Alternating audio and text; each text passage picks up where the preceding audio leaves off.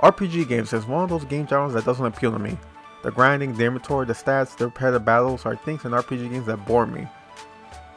And I'm trying to say that I hate RPG games. On the contrary, some of them pair games are RPGs like Pokemon and Paper Mario Thousand Year Door. But in general, RPG games is a genre I avoid playing because I can remember on one game my friend recommended me that I immediately dropped, and that was Persona 5. And I haven't touched any RPG games for a while. Until the Nintendo Direct, where they announced a new Mario Strikers for the Switch. Pretty hyped for that. More Splatoon footage that got me hyped, and so on a release date for it. And lastly, Earthbound for the Switch. You might be asking why am I being bothered with Earthbound considering it's an RPG game.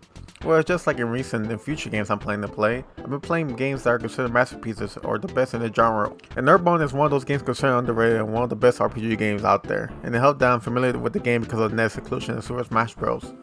And also NES mates are debating my existence online Smash. However, my curiosity get the best of me. I booted up Earthbound and hope for something completely new.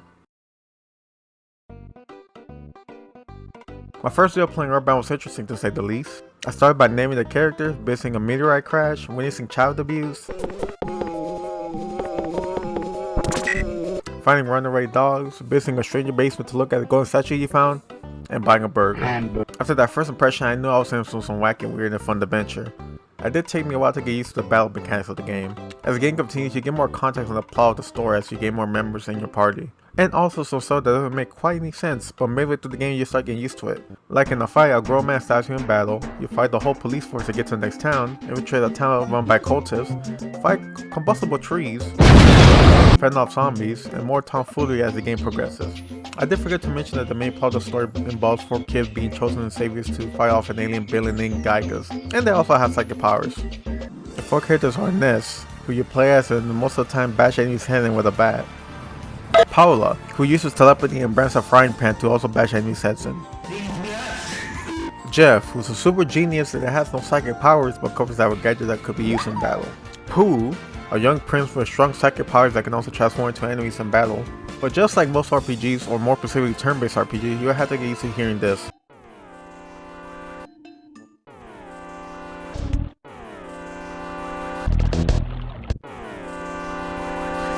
But one major thing about this game I really like is the music. I realized that the games I remember and like the most are games where the soundtrack sticks to me, and Earthbound is one of those unique games. To the music of each town and location, to the battle music, to the sound effects of every action. This game with the soundtrack gives emanates its unique personality and weirdness.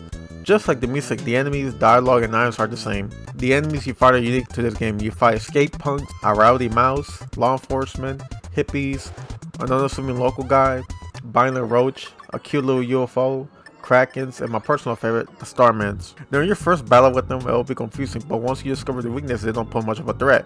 Except the Starmans, because they have no fucking weakness and can't hit you with your whole team with one move. The dialogue in this game is another big part of this game, because the plot revolves around it and all battles are just dialogue. And being the completionist I am, when playing a game with NPCs, I just talk to every NPC I can get my grubby hands on. And in most games, the NPCs just say some basic response that you could skip through, but in this game, NPCs say more of the most random stuff that catches me off guard. Items in the game are very useful if you know how to use them. There are also items that, if I'm correct, do nothing in battle. Of course, there's items that are used to progress the story or to move objects out of your way, but items like the ruler, protractor, and even the bicycle are useless. I thought the bicycle was going to be an item that could be used to fast travel instead of walking around. But after you get Paula in your party, the item can be used. So off the bat, the turn-based battles do get repetitive when you're encountering the same enemy and gets boring that I tend to do something else when playing this game. Some of the locations were pretty difficult, especially Peaceful Rest Valley, where UFOs can take you down and territorial trees explode when defeating you, leaving you with less health, and also Threed, with zombies and ghosts that immediately give you status effects in battle. And the other 2 issues are just my fault, but I'm still being petty and blaming the game. After defeating the Electro Spectre and getting the 7th Sanctuary, I realized that I skipped the 5th and 6th Sanctuary by accident.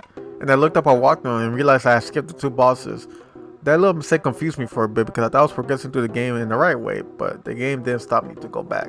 And the other problem that relates to the first one is that certain parts of the game expect you to know what to do next or solve a complex part of the game. An example of this is Moonside. Moonside with the neon look and the storm music confused me. To progress in this part, you need to talk to specific NPCs that will lead you. And I didn't know that, so I had to resume to watching a walkthrough to explain it to me. And also I saw that don't pay attention, and the only character that progressed me into the game more than Paula was the Hitman. The hitman practically helped me pass half this game. And with that, let's end this with the ending of the game.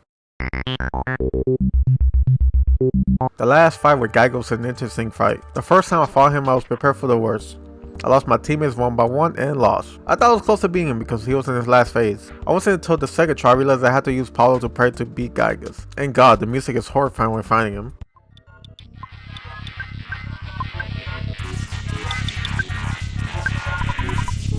After defeating Gygas, everyone goes their separate ways and continue with their life.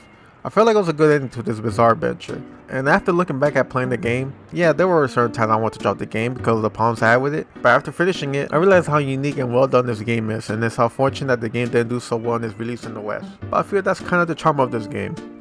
The Earthbound is an underrated game that influenced other games without being a well-known title and not being accessible in normal means until now. And yeah, I feel like this game should be appreciated for what it's done. Yeah, I'm not touching the other Mario series or any turn-based RPGs anytime soon. Bye.